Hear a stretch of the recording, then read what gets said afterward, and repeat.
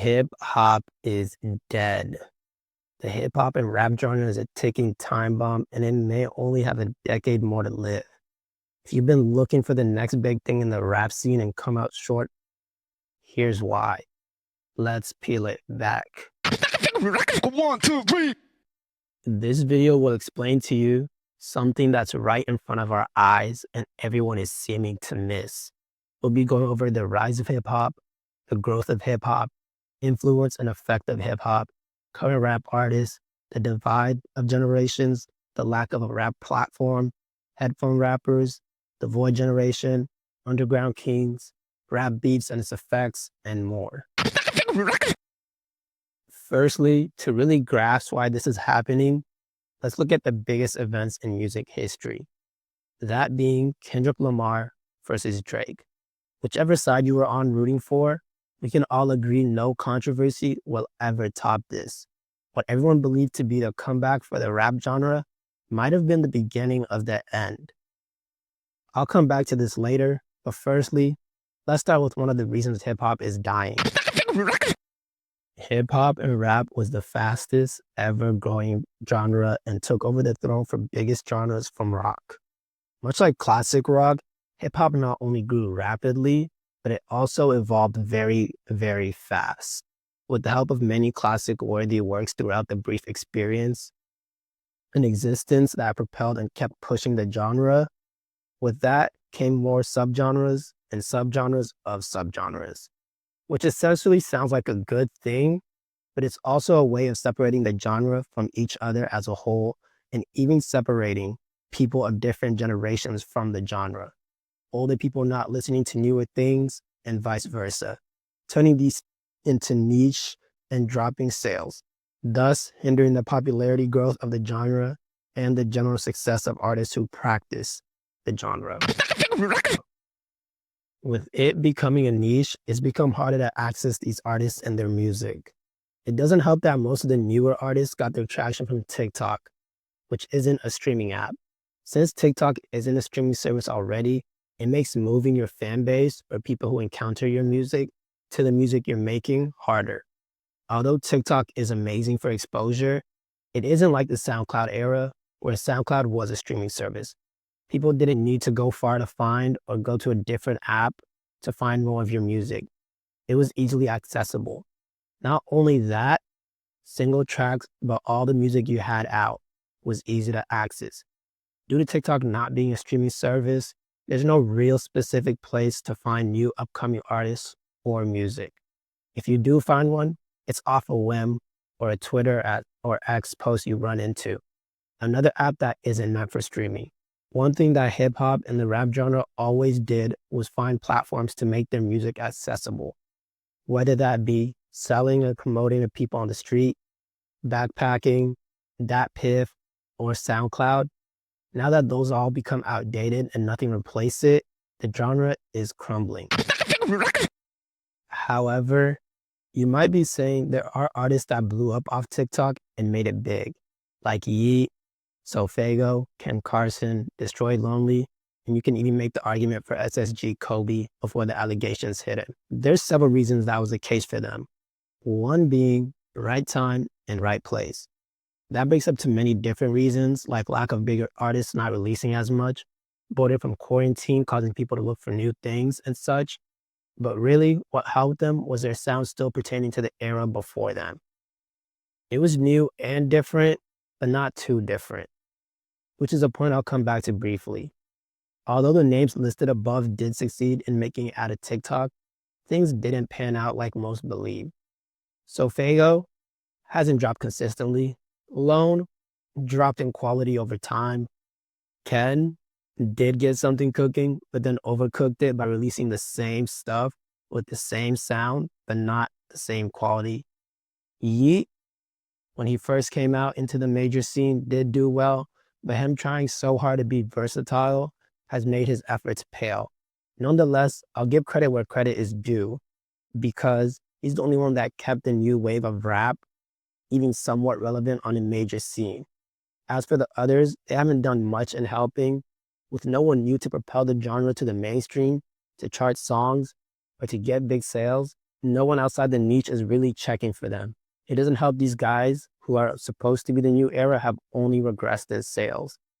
The era under them only swaying further from mainstream rap. Which brings me back to new and different, but not too different.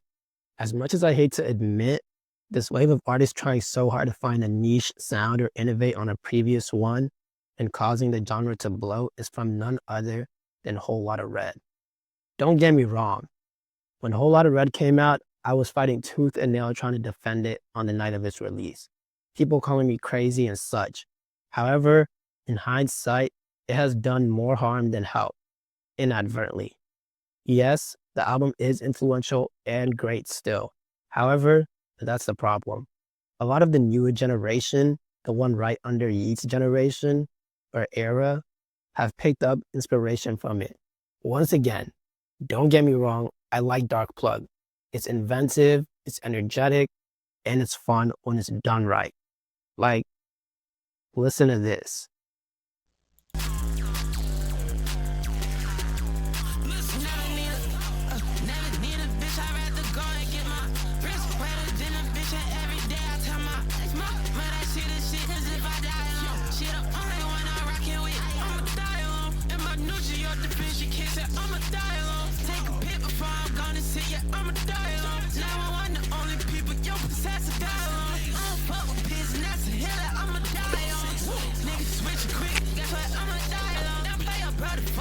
Like, don't get me wrong, that should go hard.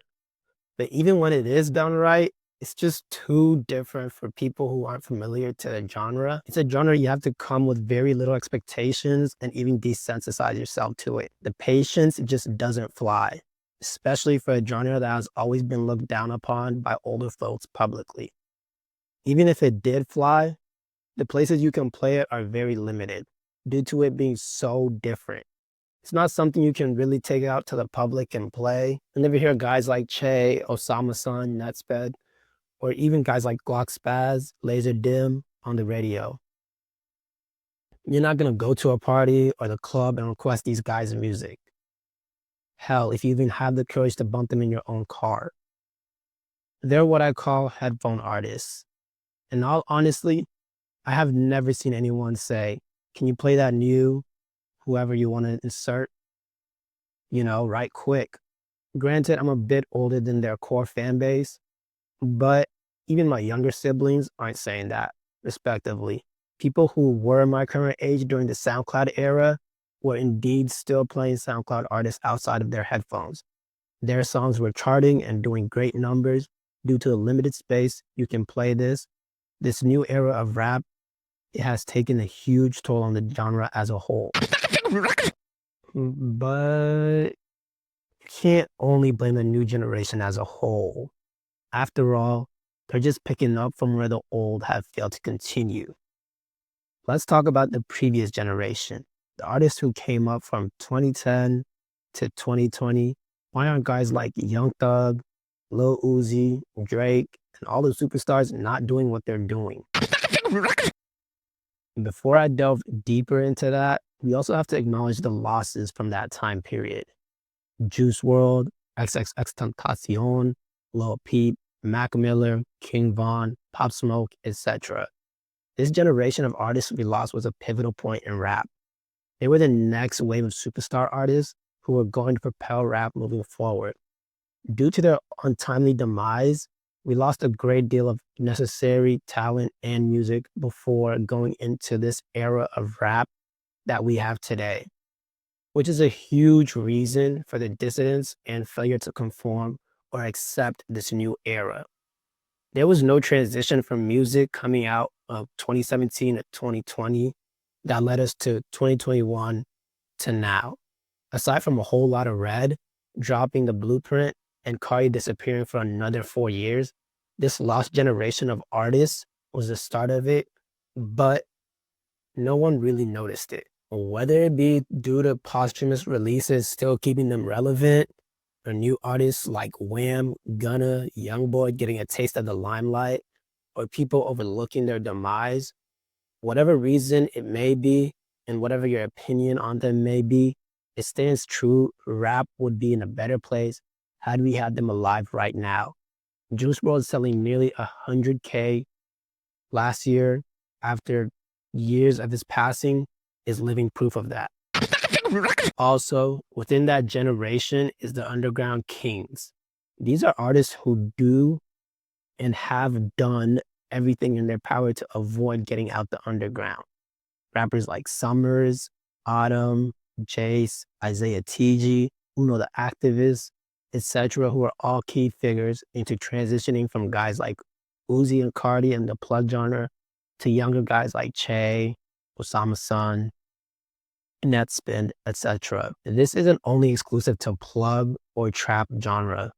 This is also apparent in more conscious and introspective artists like Earl Sweatshirt, Mike, Makhami, Navy Blue, etc., who also make great music, but for whatever reason don't want any attention. Essentially, rappers closing the door in fear of fame is a huge factor to why rap isn't growing today. All the things we've discussed so far were great factors, but the final straw of rap was Kendrick versus Drake. In the moment, it seemed like it was the beginning and the rebirth for the genre. Heck, even I was excited myself, and I had no particular choosing on who I favored. Drake and Kendrick had the internet roaring, but I believe this was the beginning of the end. How their one beef defeated rap in general? We can start with Drake, the biggest streaming artist ever. However, Drake hasn't had a #1 hit since 2023. What makes matters worse for the genre isn't that Drake isn't getting #1 hits no more, but there's no one to replace him. Sure, you can say Kendrick ended Drake, but what is Kendrick doing for the rap genre? He makes good music, but what good is it if it only comes out every leap year? If you're lucky enough, you might get a Future every blue moon. It doesn't help much that his music is too conscious for it to have great replay value outside your headphones or in the car alone. I like Dot's music, but if you're going to take the king of rap's head, you gotta sit on the throne. And to make matters worse, the Drake versus Kendrick beef didn't bring nothing but more than separation in the genre. Now, all the other critical chess pieces or superstars are picking a side. If you make music with one, you can't make music with the other. This intertwined civil war genre thing has hurt the genre and even the fan base of those artists for the overzealous fans. Even if they aren't picking a side, they're in the battle with each other or themselves. Young Thug versus Gunna, even before the leak calls, Migos breaking up, Kanye tripping out and re-releasing Bully like 20 times. He probably forgot he even released it. Wham caught in the crossfire of YSL beef. Dirk locked up. Youngboy not putting up the same numbers, although his tour is doing numbers. But that's also because he just wasn't free for so long. And it's his first tour ever. The list goes on. The conflict just adds to the divide. But even in quality, these artists have dropped. This, I can't explain why. I rate albums on my other page, and rap just keeps falling lower and lower in rating. Artists trying to be too different and keep up with the times is a big issue. It's best they just stick to what they know best. I'm not against change, but the rap world needs the trap sound that was going mainstream. Even for the rap albums I did rate fairly well, I haven't spun much of them again regularly through and through. Replayability is another big issue I won't delve into mainly because it's subjective. The last rap album I rated a classic was in 2023 with Mike's Burning Desire. I believe in instant classics, don't get me wrong. To give an idea of how I've rated some of the albums, here's a scope of things. Although these ratings are just track ratings, I would say some of them would drop when all things are considered. Anyways, if there's anything we know about history, is that history repeats itself.